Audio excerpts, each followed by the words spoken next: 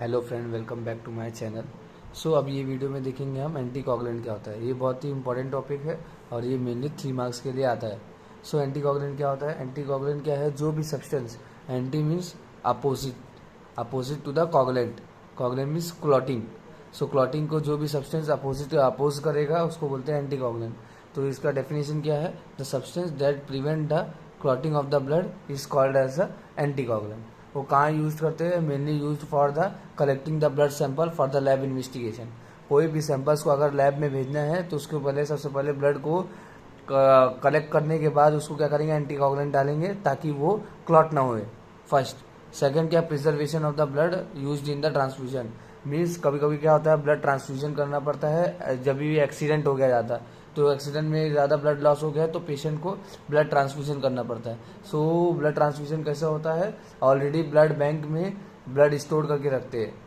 So blood क्या करते हैं, उसमें एंटी कोगुलेंट डाल के रखे रहते हैं। जब भी वो वर्क करता है, काम आता है, तो वो यूज़ करते हैं।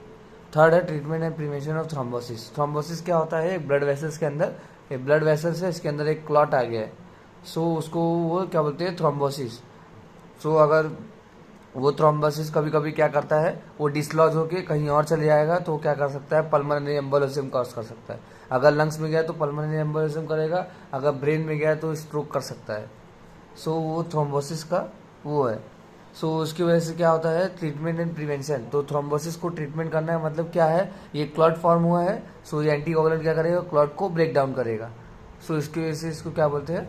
ये भी मतलब इसका यूज होता है। देन हिपेरिन, इसमें तीन मेनली क्या है? एक है हिपेरिन आता है एंटी कोगुलेंट, जो कि वो vivo condition and vitro condition दोनों में यूज होता है। Vivo means inside the body and vitro means outside the body, दोनों में यूज होता है। हाँ, फिर उसके बाद क्या है? हिपेरिन हो गया। सेकंड है vitamin K antagonist, vitamin K antagonist है second one. And third one is a calcium chelating agents, calcium chelating agents. So अभी क्या करेंगे? सबसे पहले एक एक को डिस्कस करेंगे।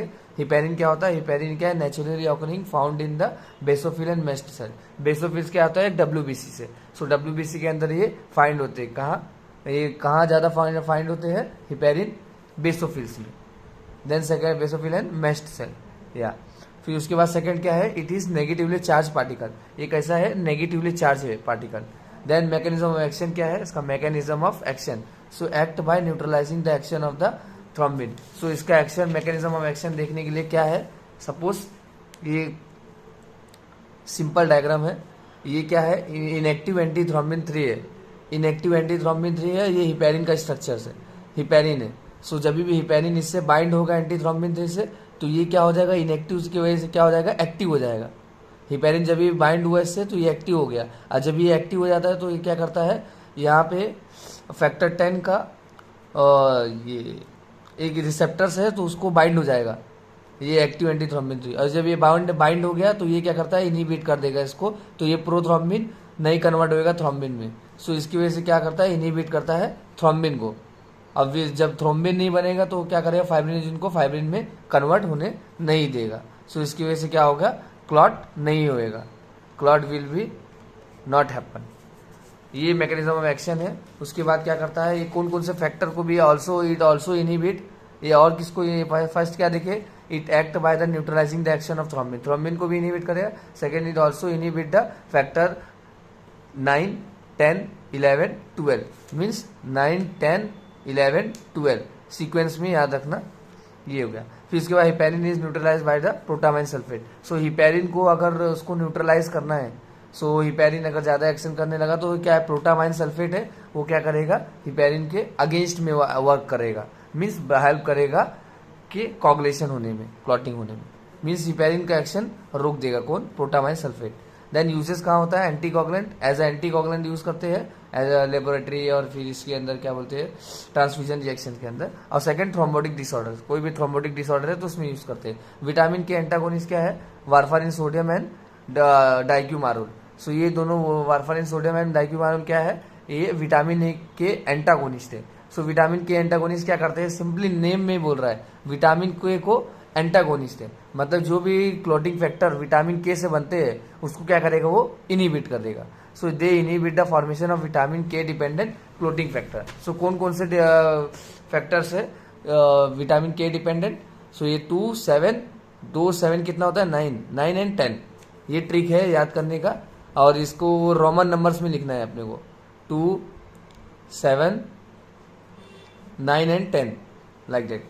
उसके बाद क्या यूजेस कहाँ था थ्रोम्बोटिक डिसऑर्डर में, और एडवांटेज क्या है इसका विटामिन के डिपेंडेंट एंटीकोगुलेंट्स का, ये ओरली दे सकते हैं। देन थर्ड है calcium chelating agents. So this substance form है इंसोल्यूबल सॉल्ट विद कैल्शियम। सो ये जो सब्सटेंस रहते हैं ना, ये सब्सटेंस क्या करते हैं, ये इंसोल्यूबल सॉल्ट बना देते हैं किससे, कैल्शियम से। मतलब जितने भी कैल्शियम अवेलेबल है, सो मैं आपको पता है कैल्शियम किसके लिए रिक्वायरमेंट है, क्लॉटिंग प्रोसेस के लिए। कोई भी क्लॉटिंग होने के लिए क्या है, कैल्शियम रिक्वायरमेंट है। सो ये क्या करेगा, कैल्शियम से जो भी सब्सटेंस देंगे एंटीकोगुलेंट, वो क्या करेगा, सॉल्ट बना लेगा किससे, कैल्शियम से, और क्या करेगा, उसको प्रेसिपिटेट डैम करेगा।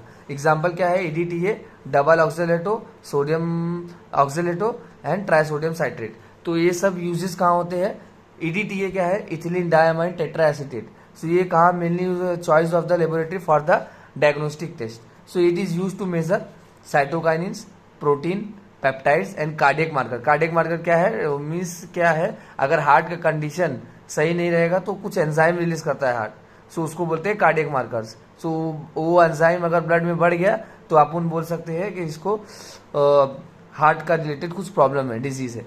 सो ये क्या, ट्रोपोनिन C है and CKMB creatinine kinase MB। MB क्या है, जीनोटाइप से, सब टाइप से उसका। फिर उसके बाद क्या है, ये EDTA का यूज होता है to measure the cytokinin, protein, peptides and cardiac marker.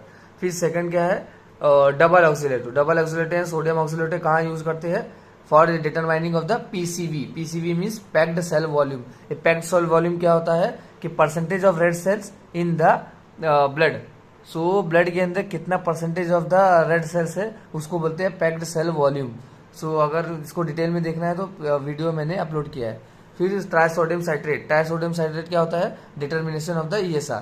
So ESR को भी डिस्कस किया है दूसरे वीडियो में, और अगर डिटेल में देखना है तो। और ESR क्या होता है, इरेथ्रोसाइट सेडिमेंटेशन रेट, मतलब कि कितनी स्पीड से इरेथ्रोसाइट सेटल डाउन हो रहे हैं, उसको बोलते हैं ESR। सो ये मेनली PCV कहाँ यूज होता है, मतलब एनेमिक पेशेंट, जो भी पेशेंट को एनीमिया रहेगा तो क्या होगा, वहाँ पे PCV क्या हो जाएगा, डिक्रीज हो जाएगा ये। फिर ट्राइसोडियम साइट्रेट कहाँ यूज होता है, determination of the ESR। Thank you for watching this video. If you have a doubt then tell me in the comment section.